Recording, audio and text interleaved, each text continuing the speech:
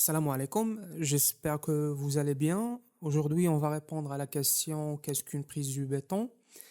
Alors ici, on parle de la prise du ciment et le durcissement du béton. Parce que, comme vous savez, les composants du béton sont un liant hydraulique, comme le ciment, et un liant hydraulique, c'est un liant qui se forme et durcit par réaction chimique avec de l'eau, c'est-à-dire on a une prise et durcissement irréversible en présence d'eau. C'est la même chose pour la chaux hydraulique et le plâtre.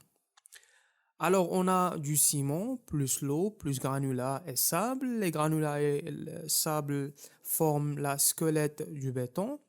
Lorsque le ciment se trouve en présence d'eau, il durcit. Donc ce processus de prise commence par un gâchage, par l'incorporation de l'eau, de gâchage au mélange liant et granulat, afin d'enclencher sa prise et de conférer, de donner au béton sa plasticité et son ouvrabilité. Donc, dès que le ciment a été mélangé avec de l'eau, l'hydratation commence et les propriétés de la pâte obtenue, ciment plus eau, sont évolutives dans le temps. Tant que cette hydratation n'est pas trop avancée, la pâte reste plus ou moins malléable, ce qui permet de lui faire couler dans des moules et dans les formes désirées.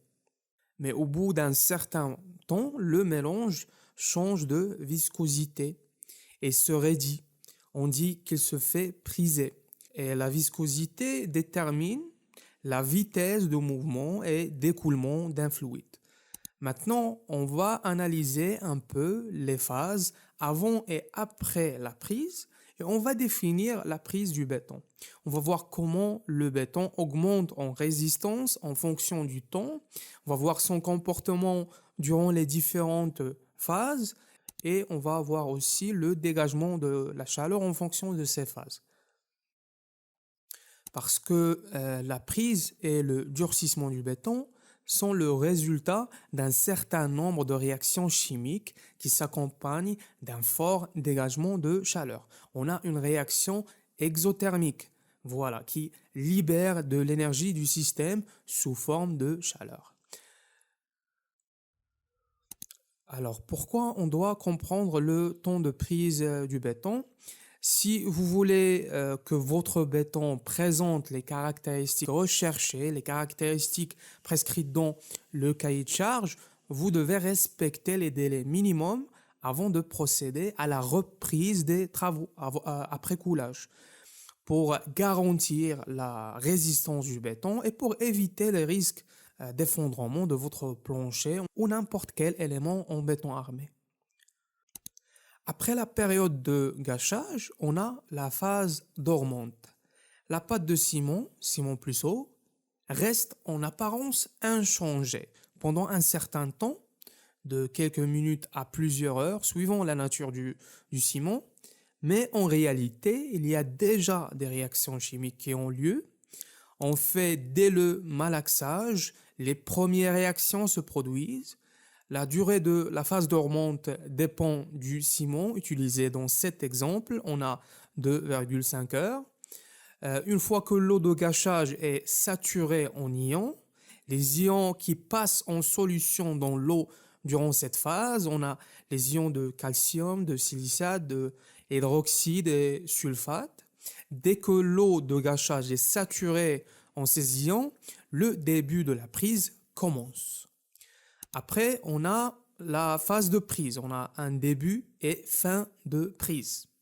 Après 1 à 2 heures, pour la plupart des ciments, on observe une augmentation brusque de la viscosité. Les réactions chimiques d'hydratation s'accélèrent pour donner naissance à des microcristaux d'hydrate qui commencent alors à relier les grains de ciment entre eux. C'est le début de prise qui est accompagné d'un dégagement de chaleur. Cette chaleur résulte de la concentration en ions de la solution qui est à son maximum. C'est là qu'on a la réaction qui est exothermique.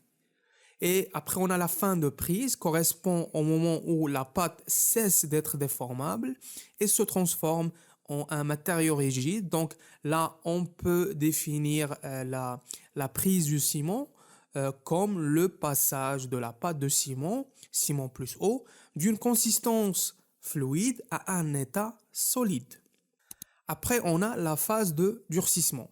C'est la période qui suit la prise et pendant laquelle se poursuit l'hydratation du ciment. Les réactions chimiques se poursuivent, mais moins après la prise. Et il faut savoir que le durcissement est un phénomène de cristallisation. Des cristaux se forment et s'enchevêtrent les uns avec les autres. Le béton devient ainsi progressivement dur et le mélange eau plus ciment cristallisé enserre les granulats et produit un matériau compact, le béton. Pour la résistance mécanique, et la résistance continue à croître très longtemps pendant des mois, mais comme vous savez, la résistance à 28 jours est la valeur conventionnelle.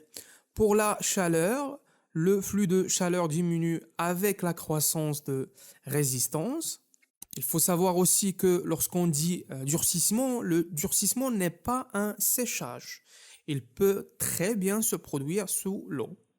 La chaleur accélère la prise et le durcissement du ciment et le froid les ralentit et peut même les stopper. Alors, comme on a vu maintenant, on peut dire que le durcissement ne se déclenche pas immédiatement lorsque l'on mélange de l'eau et du ciment, mais après un délai appelé début de prise, ce qui permet de malaxer, transporter, mettre en place et vibrer le béton. Et après, on a le durcissement. Et si vous obtenez une certaine valeur de mes vidéos, s'il vous plaît, abonnez-vous et pensez à devenir un membre dans notre petite communauté d'ingénierie. Ça va apporter un plus grand soutien à ma chaîne. Merci.